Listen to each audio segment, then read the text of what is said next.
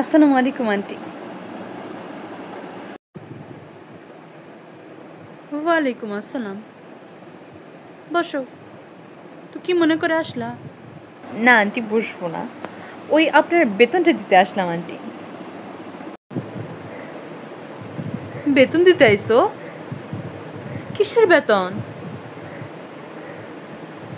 ওই আমাকে নিয়ে যে পাড়ায় কথাবার্তাগুলো রটে, ওগুলো তো আপনিই রটান। তো ভাবলাম আপনাকে বেতন না দিলে কি হয়, আপনারও তো সংসার আছে, চলতে হবে তো। এই নিন আপনার বেতনটা। A few moments later.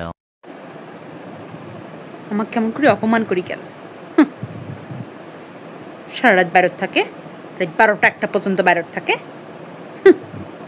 Chang La মানুষগুলোর সাথে ঘুরে, বন্ধু হয় বন্ধু।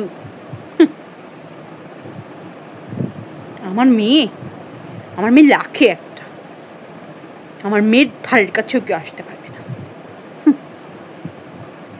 আমার মেয়েকে আমি সেই শিক্ষায় বড় করেছি, নষ্ট।